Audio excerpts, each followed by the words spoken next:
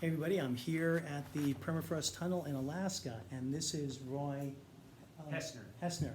You want to introduce yourself? Oh, hi, my name's Roy. I work for the U.S. Army Corps of Engineers. I'm the logistics manager for Alaska, and work at the world's only permafrost tunnel, or unique to the world research facility, our permafrost research facility. Awesome.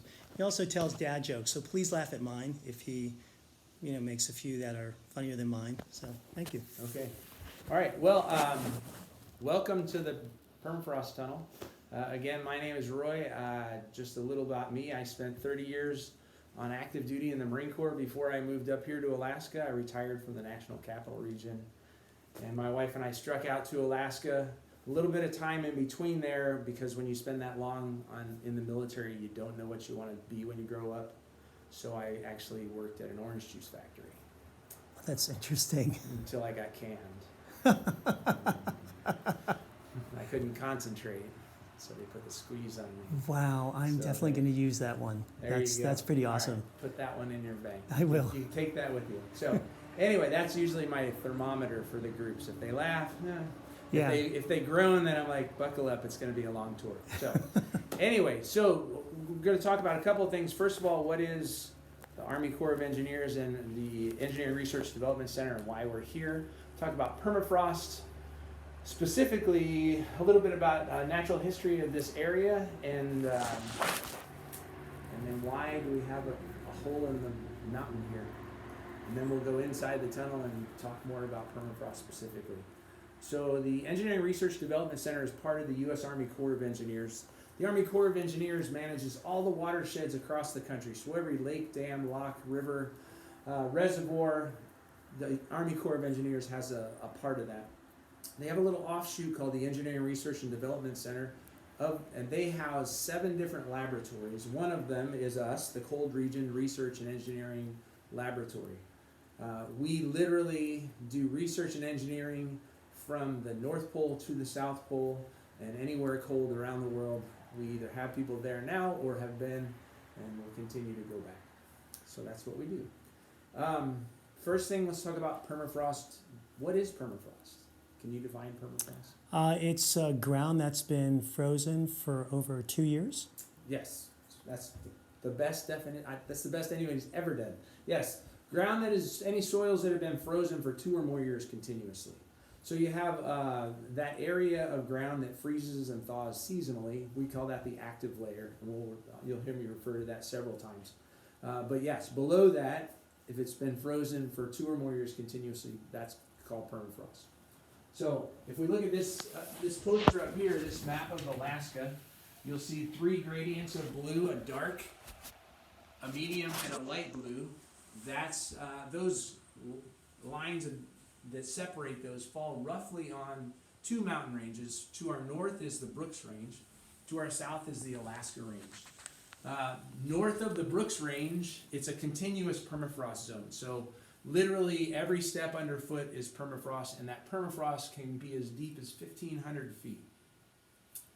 In between the 2 mountain ranges, where Fairbanks falls, we're in a discontinuous permafrost zone. So that means there's more permafrost than not, but it's not continuous, not as much as there is in a continuous zone. And then south of the Alaska Range, down towards Anchorage, is a sporadic permafrost zone, and that means that there's more area that's not permafrost than there is. So now one of the good ways to tell here in Fairbanks if we are in a permafrost zone is we look at, well, do you know? I'm sorry? Do you know what we look for above ground to see if there's permafrost in this area?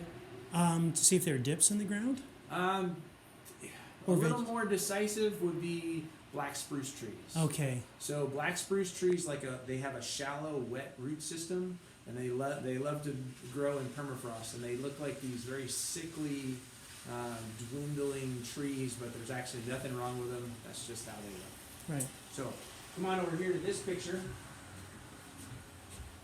This picture here is from the North Pole, looking at the globe down.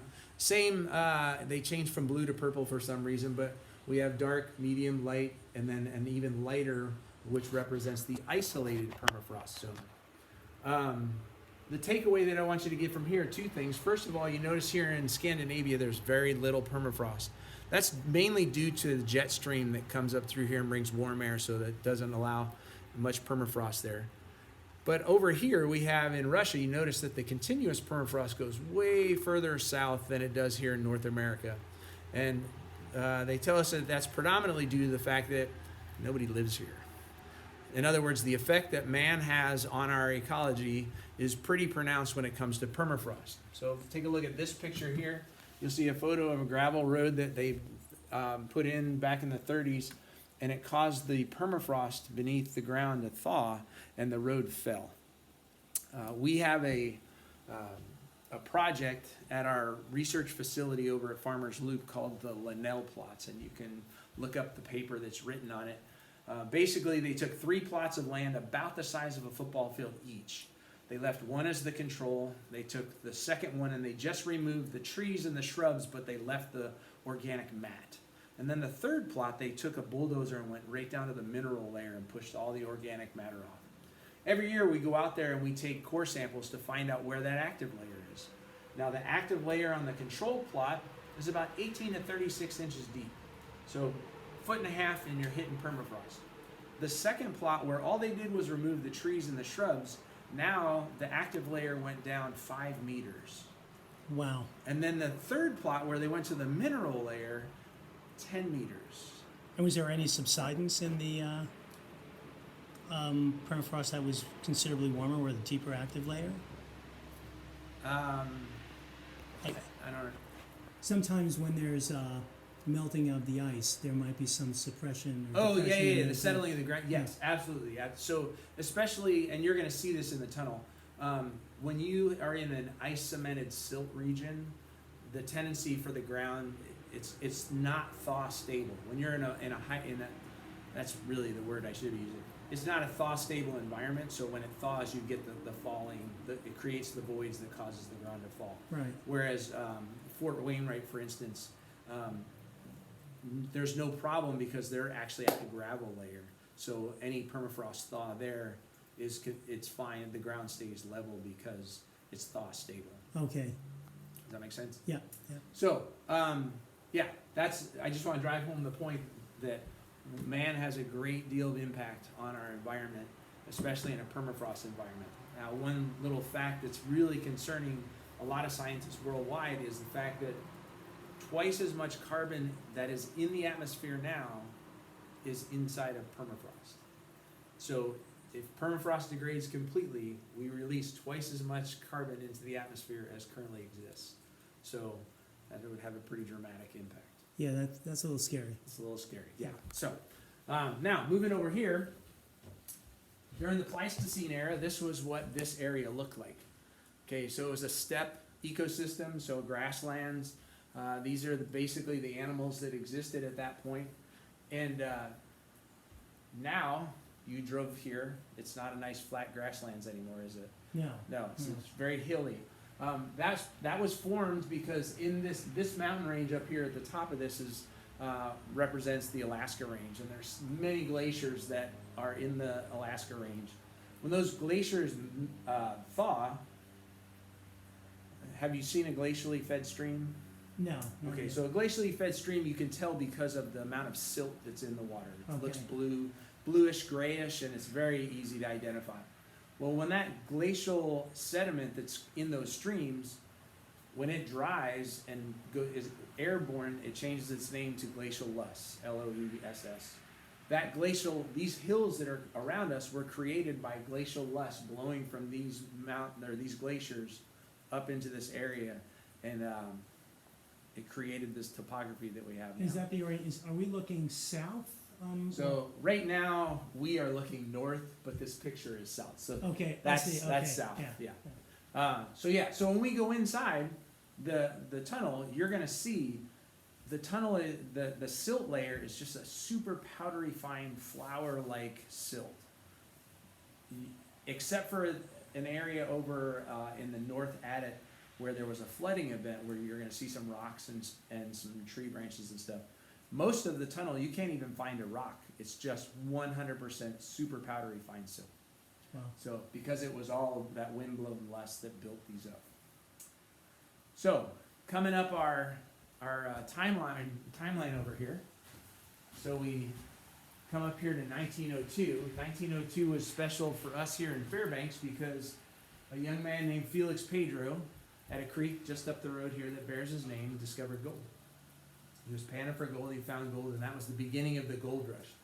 The gold rush, during the whole gold rush era, in the 30s specifically, they brought in 8 gold dredges in, this is a picture of this valley during that time. 8 gold dredges, they literally dredged the Gold Stream Valley from side to side, end to end. Now how they did that was they would first use water cannons to wash away what they called the muck overburden, or that silt layer, so they could get down to the gold-bearing gravel. Once they got down to the gold-bearing gravel, it was still frozen, so then they would have to thaw that. So they would take things like this. This is called a steam point. They would pound this into the ground. Now imagine if you have a terrible job, like you hate your job, imagine your job is to pound these into frozen ground, and then they would hook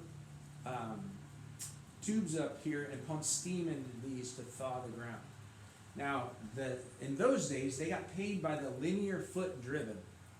So at the end of the week, they would count up the number of feet that they drove, and they would get paid.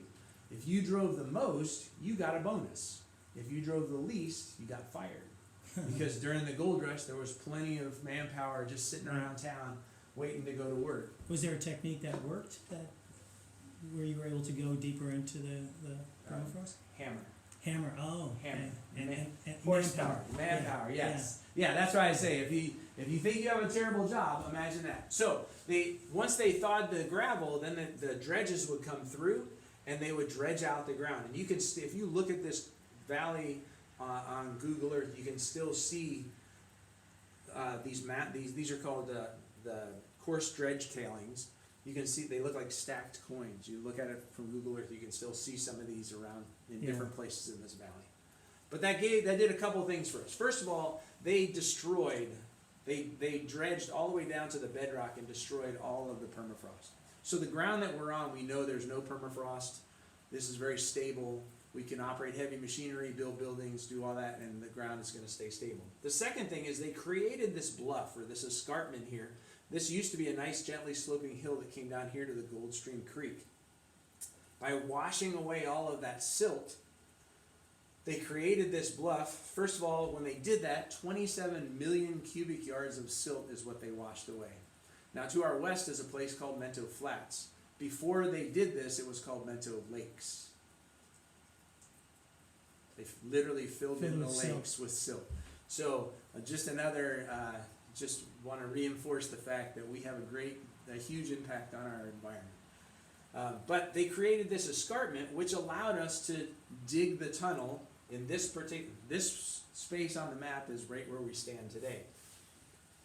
Now, your mining vocabulary lesson for the day, if I have a vertical tunnel, what do I call that? A shaft? 100% of every tour I've ever given gets that one right. The next one, if I have a horizontal tunnel, what's that called? Well, it's below surface mining. I don't know. It's called an adit, A-D-I-T. Oh, okay, never heard that. And if I have a tunnel that's on an angle, what do I call that?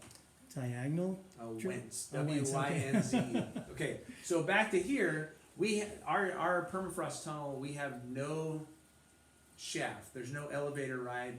As a matter of fact, we're going to very unceremoniously open what looks like to be a commercial refrigeration door and walk straight into ice-rich permafrost because those gold miners created this flat surface for us to drill straight into.